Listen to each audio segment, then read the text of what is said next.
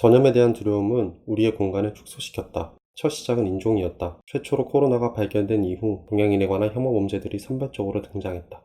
두 번째는 국경이었다. 외부의 위협을 막기 위한 국경의 차단은 내부 사람들에게는 공간의 제한이자 축소로 작용했다. 이후 국가에서 도시, 그리고 동네로 연쇄적인 공간의 축소가 일어났다. 더는 안전한 도시적 단위란 존재하지 않았다. 사람들은 서로의 잠재적 위협이 되었다.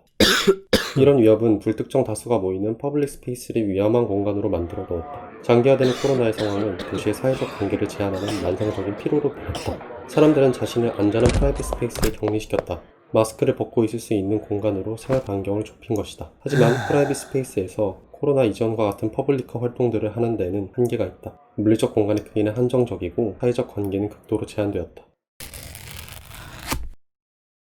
코로나의 시기에 과밀화된 서울에서 사회적 활동이 가능한 공간은 어떤 형태일까? 남산에서 한강에 이르는 이태원동을 예로 들어보자. 서울은 단면적으로 크게 세 가지 레이어로 나눌 수 있는데 첫 번째는 레이어 1이다. 지속적인 순환이 일어나는 이 레이어는 수도, 전기, 가스 등의 자원들과 지하철, 지하도 등의 동선들이 위치하고 있다.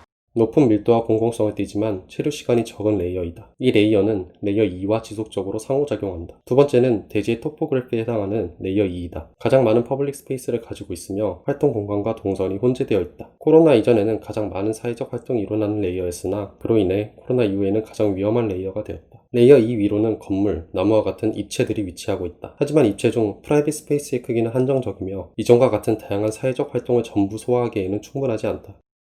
우리는 밖과 안 어디서든 답답할 수밖에 없게 되었다.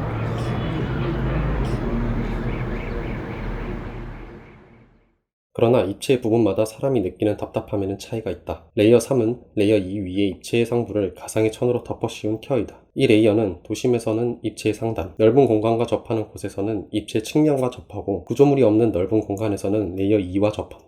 이 입체의 부분들은 두 가지 특성을 가지고 있다. 첫 번째는 레이어 2 내에서 사람들과 최대한의 거리를 두고 있다는 것. 두 번째는 물리적인 경계를 넘어 가장 넓은 공간과 관계를 가진다는 것이다. 코로나 이전에도 도시에서 높은 가치를 인정받았던 이 공간들은 코로나 시대 이후 더욱 높은 가치를 가지게 되었다. 문제는 이 레이어 3의 대부분의 공간은 자본이 사유하는 공간이라는 것이다. 갈수록 높아지는 한강변의 병풍 아파트로 인해 그 위에 보이드는 사유화되어 가고 있으며 전망대는 높이 올라가서 볼 수 있는 뷰에 대한 관람권을 판매한다. 보이드와 그것을 바라볼 수 있는 뷰를 상품화, 사유화하는 것이다. 그로 인해 레이어 3의 공간들은 경계를 뛰어넘는 가능성에도 불구하고 서로 단절되어 섬처럼 존재한다. 코로나 시대에 건축이 할 수 있는 사회적 역할은 무엇일까? 아래의 제안은 다음과 같은 질문에서 출발한다. 만성적인 피로로 변해가는 일상의 답답함에서 벗어나 레이어 3의 공간을 점유할 수 있게 한다면? 그곳에서 사회적 활동이 가능하다면? 가능성을 가진 장소는 남산과 같은 고지대의 녹지 공간 그리고 한강이다. 두 공간의 시간 단위로 대여가 가능한 건축적 구조물로서 폴리를 제한한다. 기본적인 모듈이다. 슬라브 재료는 발포 알루미늄이다. 발포 알루미늄은 90%의 공극을 가진 스펀지와 같은 초경량 금속 재료이다. 재활용이 가능한 이 재료 표면의 공극을 통해 비말 접촉면을 최소화할 수 있으며 부력을 가지고 있어 물 위에 뜰 수 있다. 지름 2m 이내의 크기를 가지는 원판 형태의 발포 알루미늄 모듈은 개인 혹은 소규모 인원이 점유하기 적당한 크기로 구성된다. 발포 알루미늄 슬라브 모듈은 3개의 조인트를 가지고 있다. 이 모듈의 조인트에 따라 두 가지 타입의 폴리가 적용 가능하다. 남산을 비롯한 넓은 녹지 공간에서는 레이어 2와 레이어 3이 나무 높이 정도의 차이를 가진다. 서울의 대표적인 녹지 공간인 남산은 산책로들이 거미줄처럼 뒤덮고 있다.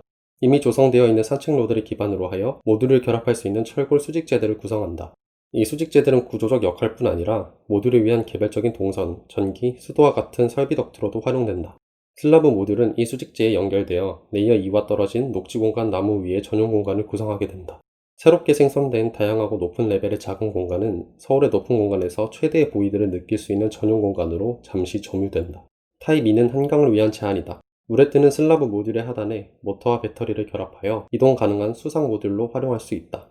한강공원과 연계되어 한강 위의 넓은 보이드와 뷰를 잠시 점유할 수 있는 전용 공간을 생성한다.